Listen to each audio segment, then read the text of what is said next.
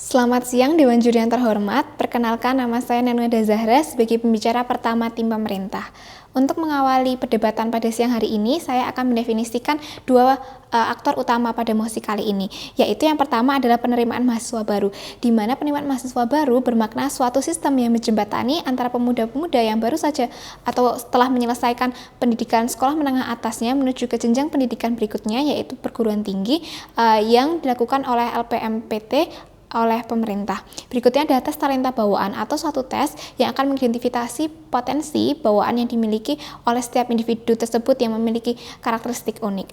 Pada status quo saat ini, sistem penerimaan mahasiswa baru yang dilakukan oleh LPMPT didasarkan pada tes akademik yang bersifat kuantitatif atau diangkakan, sehingga pemerintah dihadapkan pada suatu dilema, yaitu pemerintah memiliki dua pilihan, di mana pemerintah dapat melanjutkan sistem lama, yaitu sistem penerimaan berbasis tes akademik yang beresiko banyak mahasiswa salah jurusan dan juga kurang maksimalnya potensi yang dimiliki setiap individu, atau memulai suatu sistem baru, sistem penerimaan mahasiswa baru yang didasarkan pada tes potensi bawaan. Kami selaku tim pemerintah percaya bahwa tes potensi bawaan yang dilakukan pada sistem penerimaan mahasiswa baru akan mereformasi sistem pendidikan menuju ke arah yang lebih baik dengan mekanisme, yaitu Kemendikbud selaku penanggung jawab utama dari pemerintah akan membentuk suatu sistem yang untuk mengasah dan mengidentifikasi tes potensi bawaan yang dimulai sejak jenjang kelas 10 sekolah menengah atas melalui kurikulum dan sistem proses belajar mengajar yang tersesuaikan. Lalu pada saat kelas 12 semester 1 akan dilakukan tes potensi bawaan yang hasilnya akan keluar pada saat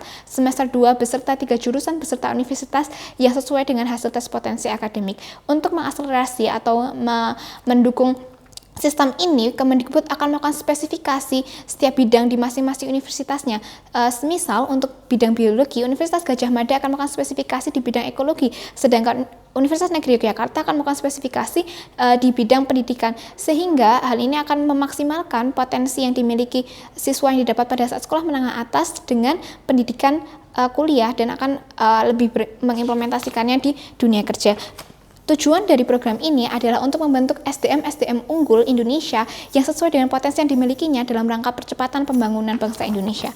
Berikutnya saya akan melanjutkan kepada argumen. Sistem ini akan merelasikan pengembangan kemampuan individu dengan tuntutan dunia kerja, sehingga perlu dibangun sebuah sistem pendidikan yang mengakselerasikan kondisi tersebut. Pada saat status quo saat ini, di mana sistem penerimaan mahasiswa baru masih didasarkan pada nilai akademik, terjadi penyeragaman potensi yang dimiliki oleh setiap individu. Semisal sebagai contoh, ketika siswa A mendapatkan nilai 100 pada mapel tertentu dan siswa B mendapatkan nilai 100 pada mapel tertentu, mereka kesamaan nilai 100 ini bisa memiliki makna yang berbeda. Semisal siswa A mendapatkan nilai 100 karena dia memang menguasai materi tersebut, atau siswa B bisa jadi keberuntungan karena dalam menjawab soal tersebut karena terdapat faktor benar atau salah yang bisa jadi karena keberuntungan.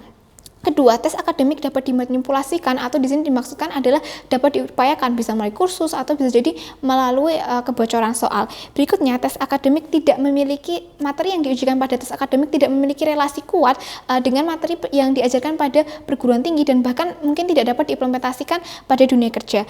Berikutnya, efek dari penggunaan tes akademik pada sistem penerimaan mahasiswa baru mengakibatkan banyak mahasiswa atau individu yang salah jurusan, sehingga ini mengakibatkan tekanan atau stres dan depresi pada diri mereka yang bisa mengakibatkan tidak optimal dalam pendidikan, dan juga banyak terjadi kasus DO karena tidak mampu untuk melanjutkan pendidikan yang tidak sesuai dengan minat atau passion mereka.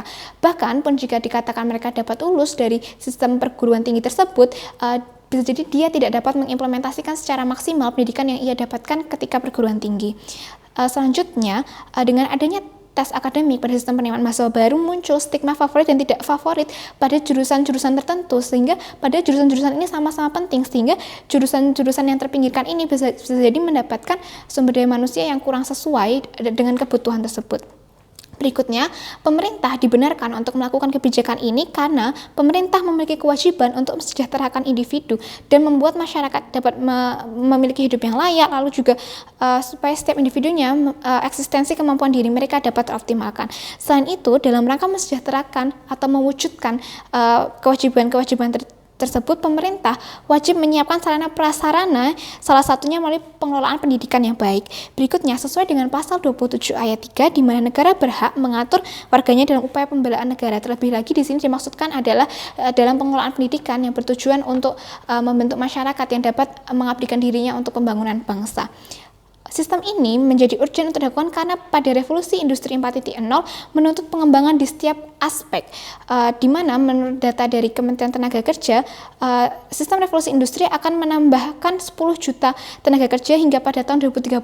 Angka yang besar ini perlu disiapkan tenaga sumber daya manusia yang unggul sesuai potensinya dan dapat bersaing secara global. Selain itu, di status quo saat ini di mana berkembang ekonomi global, yaitu masyarakat ekonomi ASEAN, masyarakat tenaga kerja dimiliki Indonesia dengan sistem penerimaan pendidikan yang berdasarkan pada nilai akademik belum mampu bersaing, sehingga diperlukan suatu sistem baru yaitu yang didasarkan pada tes potensi bawaan untuk penyesuaian kompetensi baru yang bertujuan untuk peningkatan kompetensi kerja sehingga dapat bersaing secara global. Oleh karena itu, Dewan Juri kebijakan ini akan mempersiapkan pemuda-pemuda Indonesia eksis melalui sistem pendidikan yang tepat yang diawali melalui proses seleksi yang tepat. Setiap individu akan mendapatkan sistem pendidikan yang memaksimalkan potensinya. Sekian, terima kasih.